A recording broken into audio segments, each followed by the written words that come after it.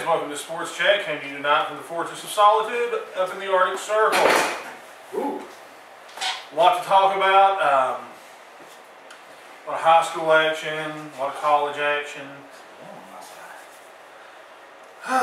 First off, though, we got to talk about pretty much the most disgraceful thing ever. Last night, a sitting school board member in Campbell County, dressed in Hall's colors, Campbell County's opponent, was there cheering and squealing gleefully as the Hall student section were making inbred chants against their student section. Yeah, it was a pretty... That's something you don't see every day in the sporting world when you come out, and especially on that when you're honoring John R.W. Brown. The school board's there in its official capacity, honoring John R.W. Brown for all the contributions he's made to Campbell County sports over the years. For him to be standing out there in the opponent's colors and then run back over to the opponent's cheering section. I really wish you'd have been there to witness it, Luke. It was probably one of the more sickening things I've seen. The students let him know, too, with the Go Home Rector chant, which I really wish he would do at ball games, school board meetings, all of that jazz. Well, to be honest with you, it sounds like he really does need to go home from school board meetings. I mean, if our school is not good enough for you, then, you know, you don't be on our school board. I mean, I have to question, you know, how that if you're cheering for the Hall's Red Devils, I know his son plays for the team over some incidents that occurred, but if you're cheering for the Hall's Red Devils and wearing their colors, how are you best representing Campbell County? And to me, the fact that he sends his kid to out of county is enough for him should not, you know. Yeah, not even a private school. It's not like he's some academic standout. Yeah, if he were some great engineering mind, I could see sending him somewhere like Webb.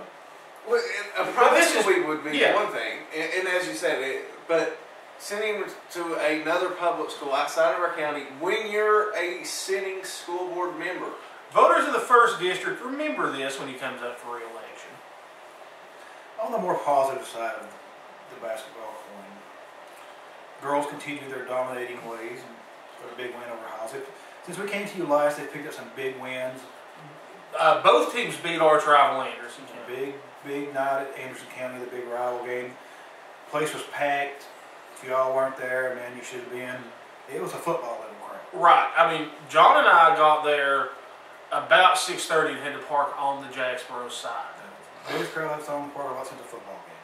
One of the biggest we've ever saw for a basketball game. And, I'm pretty sure that middle schools are apparently drive now with the way that parking lot fills up sometimes. Apparently so. But, it's like everyone brings 2 cars to the game. Still, there are a lot of people there. The girls got a big, hard-fought win, so did the guys. Anytime you can beat Anderson County, anything, it's a big win. Trey Torres had a coming-out party against his big brother. Mm-hmm. You know. Next stop on the line, Carnes Beavers rolled into town. Now, Carnes, their boys' squad is a really powerful squad. They're 14, 15-1 now. 16-1. 16-1. Only loss was a close one to Oak Ridge. Top 10 in the state team. And the boys, they were ahead of Carnes 28-18 at one point, and Carnes sort of took over after that, went on to win by 10. But the girls just obliterated. 40-point domination. 69-29, and they were holding the Carnes girls 5 and 6 points in a couple of quarters there. Yeah, and just pouring on the gas. And like I said, last night the big Halls matchup. The girls played a game that was unlike one they've been used to playing. A lot of defense in the game. The offense wasn't going as well as it could have been for some of the players. Shayla Goins had a coming out party against Halls. She scored 17 points. Shayla got it on the inside, got some rebound putback baskets, made some jumpers, made some free throws. A lot of good defense played though. That's one of the big strengths about this girls' team is if one or two of them are having an off night, one or two more are going to score still. And they always play good defense. I mean, Courtney Morris, we look at her, she's a lot of times one of the high scorers. She's a point guard. I mean, her job isn't necessarily always to score. And she came up defensively very well. Amber Young had some big defensive stops. Amber had some big buckets too in the game. Maria Faust hit some big shots. Hannah Owens. Kristen Chapman, another defensive standout night. You know, those girls, they get in there and mix it up. If you want to play a mix-it-up style game, and Halls does. Halls got some big girls on their team. And probably the biggest girl on the floor played for Halls. I mean, she was taller than Maria Faust. And, you know, the girls got in there and mixed it up with them. And Halls made it a down and dirty game, and the girls won that kind of game. You know, they played several different style games this week. They won big blowouts against Carnes. A fairly high-scoring shootout kind of game against Anderson County. And, you know, that Anderson County game, Courtney Morris was something to see. Yeah. I mean, she came on in the fourth quarter. I think she had 12 or 15 points in the fourth quarter. And with just knocking down 25-foot jump shots with the, you know, in the last couple of minutes of the game on the line kind of shots. She just stepped up cool as ice and knocked them down. But she had an off game offensively, and she'll be the first to tell you that because she told me that already. But I told her, you know, and she got to know this, she made up for it playing great defense. And when you're not having a good night on offense in a basketball game, you can play good defense in your game, you still had a good game. And that powered the team to win, and all the girls got together, played good defense. Shayla carried the load scoring. You know, she had about half the team's points. I think they scored 34, 36 points.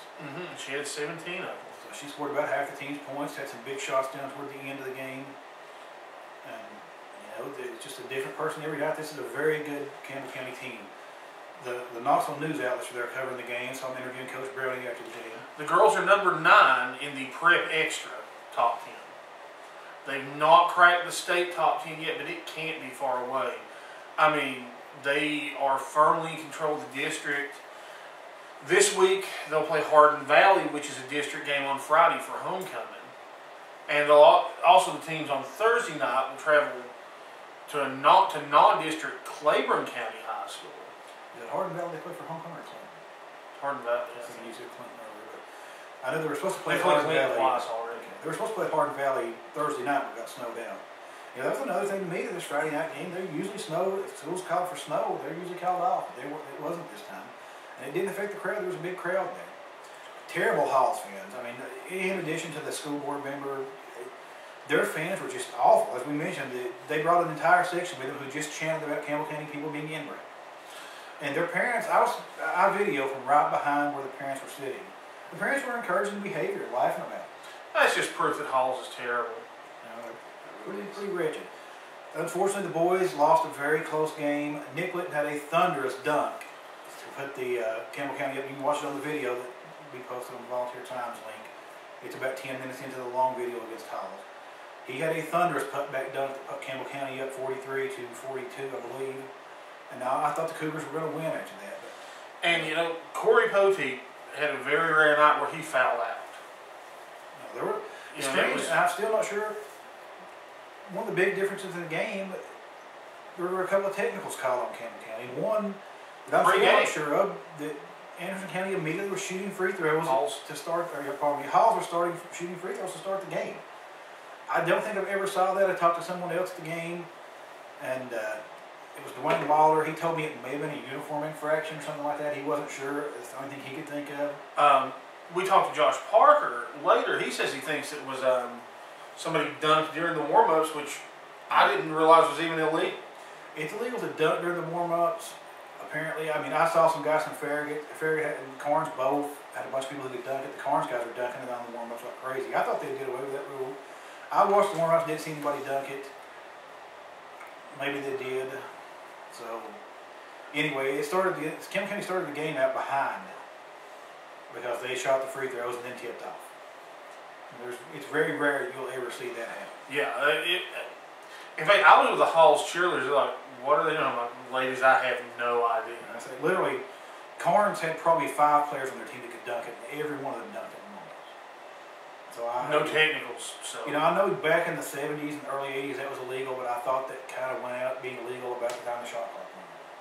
But apparently, I guess it didn't. If that's what happened, so we're not sure on that one. But you know, they started out in the hole. There was another technical call on Campbell County later in the night. I'm not sure what that one was for either. I'm not sure either. And just those free throws, just a few plays here and there. Campbell County had a 1 and 2 week. that, could have easily went the other way. I said they had a 10-point lead on Carnes, and Carnes went on to win that game by 10. Carnes, extremely good squad.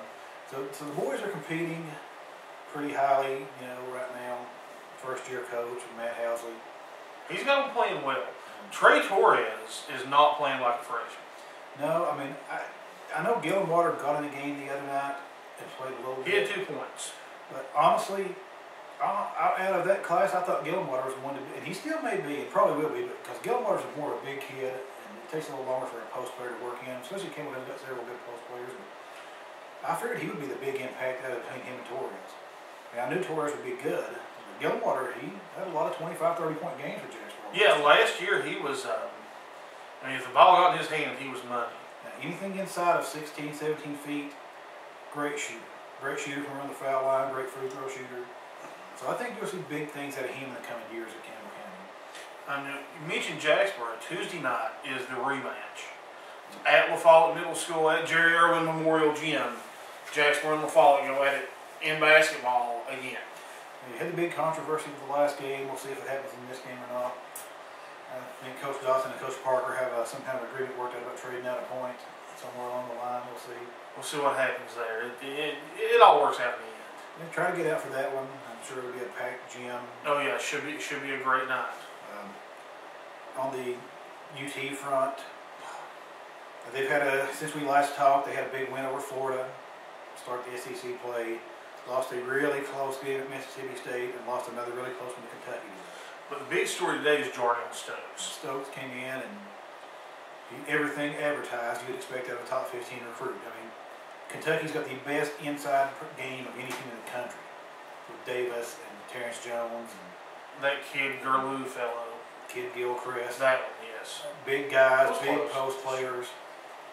And Jarnell, he looked like a man among boys.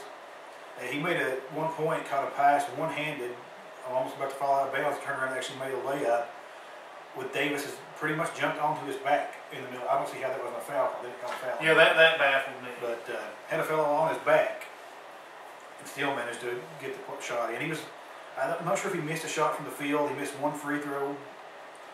Made his Tennessee debut, 10, 12 points. Twitter was a buzz. 4 or 5 rebounds, 80% field goal shooting.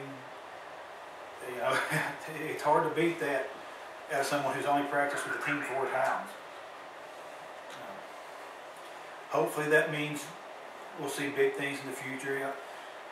Had managed to get back within a possession towards the end, but had another bad possession at the end of the game. Didn't foul early enough. Looked a little lost. That comes with not having a true point guard. Trey Golden, the shooting guard, playing point guard. Speaking of guards, can you imagine if Lofton and Harris would have stayed with this team? Well, I think you mean Hobson. Hobson, yes. Lofton may not have had any eligibility yet. Lofton would have been like Rodney Dangerfield back to school. Like Luke. Sure. Luke may join the basketball team, but you heard it here first. He'd be the first Canadian to ever play for Tennessee. Not Canadian. I don't know where you get this from. That's what I heard the other night. Another big upset today. Florida State hammered North Carolina. Yeah, Florida State, it wasn't a big upset that they won the game at home because they've been playing pretty well in the ACC, but to run North Carolina off the floor by almost 40 points. And literally ran them off the floor. Like, they put in 5 walk-ons and took the team to the locker room. I mean, it was a brutal bloodbath. I've never seen anything like that. It's like they actually had savages playing for them. Like Macho Man ran the savages. You don't want to go into that. That'd be impressive. There'd be a bunch of zombies out there. The NFL playoffs today, apparently the Saints went down in flames. Most people thought they were actually going to make the Super Bowl the way they've been playing. I guess they're going to go back home. Very hated 49ers managed to win. Another new, since we last spoke, Alabama won the national title about the way I figured. They dominated that game about the way they dominated the first game. It's just they made field goals this time. LSU played slightly worse on offense, but not that worse. Honestly, it was a terrible game. It was so boring. I watched the whole thing, but it was a boring game. It was terrible just because it was Alabama winning to me. Anytime Alabama wins, it is the epitome of awful. Well, it would have been that much better if LSU. A lot of top, well, it would still be something better. I much prefer LSU to Alabama. Well, there's that. Alabama is the worst and most hated team that I have in existence. Personally. They are the LSU would have been the lesser of two evils. I mean, evil was going to triumph no matter what happened. Exactly. It's just, well, a lot like presidential elections. And this is like the old the Iran-Iraq war back in the 80s. Nobody was coming out of that with no winner was going to be good that came out of No. that. Also, on a local football level, got some big news this past week. You know, from Coach Price that the Anderson County football game will be on Thursday Rivals. It's going to be live on TV this year, which is that's awesome. It's a great opportunity for good showcase. Yeah, it's a great opportunity for Campbell County to show we're not the Campbell County we used to be when it comes to football. You know, it's going to be a classic game. Anderson County is always good. Campbell County should be, pretty good next year. Team on the rise. I mean, they'll have a few games under the belt. Probably Jeffers starting the quarterback will have his first few games under his belt by the time this one rolls around. They start out 2 non-conference games, but they're 2 tough games in Seymour and Cumberland County. Right. Yeah, long trip to Cumberland County. Seymour will be here at home. Not only long trip to Cumberland County, give them a short week to get ready for Anderson County. Right, because the game will be on Thursday instead of Friday. With that Seymour, I know Seymour got on pretty good last year, but Seymour wasn't a very good team. It was just Campbell County's first game with all the chaos and new system on the road and everything else. And the lightning delays and stuff. I think there's a good shot of Campbell County starting at 2-0 minimum before they play Anderson County. Like I said, we think Anderson County's third game of the year. It may not be for sure. But if it follows last year's schedule, they didn't have to rearrange anything for rivalry Thursday. Right. We think it'll probably be the third game of the year. And Campbell County's got a very good chance of being 2-0 coming into the game. Also on the football front, we'll be going up this week to interview the coaching staff, to get one last shot of the old weight room before the new weight room gets put into place. And then we'll go back and give you shots of the new weight room. So be looking forward to that next week. It's pretty exciting stuff. All new equipment's going in. $18,000 worth of weightlifting. I mean, that's a lot of weights. A lot of iron going in there. The other big football news since we last spoke, Justin Wilcox quit and took Peter Sermon with him out to Washington. UT scrambled around and have hired Sal Sinceri from Alabama, their linebackers coach, to be defensive coordinator. So this is a guy coming in with 2 national title rings. I don't like the hire personally. Nick Saban is his own defensive coach and coordinator, and so far the successes of his other coaches do not translate over to other teams. I mean, they get, they have the coaches somehow have the pedigree, and they get this big name. It's, Will Muschamp at Florida, he was Nick Saban's defensive coordinator. He went to Texas, their defense wasn't really all that great. Now he went to Florida last year, their defense was pretty bad this year. I do like the Jay Graham hire, of course. Graham should be a solid hire. We'll see how long he lasts. I hope Dooley makes it. I hope he can get to 8-9 wins next year. He has to have it to keep his job. But, that's the kind. You heard some big name rumors about defensive coordinators, but I never put a lot of stock in most of them. The Miami coach, former Miami coach.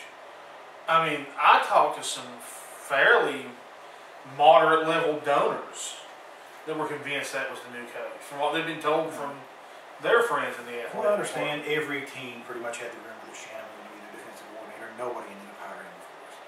It was going to be hard to get anybody to Tennessee because of the situation they're in. Most people aren't stupid. They know that Dooley has to win next year. And most people are not willing to come here and stay for a year and possibly lose their job. It's a big uproot. You got to uproot your entire family someplace and only get a year out of it. And a lot of people were talking about in Tennessee Athletics were possibly willing to give some people a 3-year guarantee. They mentioned Ron Zook. I'm not a big fan of Zook over the whole Zook fax gate with Jack Sells.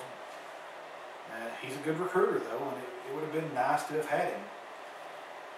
Apparently, the one thing about Sal Sincere, he apparently did hold the title of recruiting coordinator at one point in Alabama. So that's 2 we have on our staff. It was Lance Thompson did 2. Actually 3. Garrett Dooley actually held that title at Alabama as well. We did get the big defensive tackle commitment too. Yeah, if he sticks with it. That's always a big if. Because some of the commitments we had are wavering now. We lost 3 commitments when Wilcox quit. So we'll see how it works out. I mean, I don't know at this point. To me, it looks like Saban's coaching tree is sort of poisoned. It's like Dean Smith had this really big-time reputation for producing coaches and produced about 50 of them, but really only 2 of them ever had success. And the rest of them were like Buzz Peterson, kind of terrible. Jeff Leibel at Auburn, terrible. You can name off 25 terrible coaches he produced every good one he produced. That's not a good And direction. so far, it's actually looking that way with Saban. None of his assistants are going on to do anything. Saban's a great and wonderful coach, but because he's a great and wonderful coach, it makes people on his staff look like they're better coaches, and they somehow turn out to be something. One last bit of football news. Jamie Chadwell is the new head coach at Delta State. Reported that last week. And Jamie, I remember when he played at Jacksboro Middle School. I remember when he played at Campbell County High School. I remember he played at East Tennessee State. And he never coached anywhere but the college ranks. And now he's with Delta State, which in the last decade has a national title and I think 5 quarterfinal or better appearances. Delta State's a pretty big time program at the Division II level. And that's just, he's a young man, he's probably 33. He's 35 actually. He's in his mid-30s. So, he's got a good chance at moving up in the coaching ranks. By the time he's 45 or so, he may be coaching at a Division I school somewhere. That's even fairly young for a Division I head coach. They say he's one of the great offensive minds of Division II football. And if that happens, it'd be nice to see somebody from Campbell County winning at that level. Indeed. Well, fans, we're about out of time for this week. We'll see you Tuesday night at La Follette Middle School, and we'll see you Friday night at homecoming. Till next time. Can I ask you one more question? Yes. No more questions. Oh, who said no more questions? Sorry about that.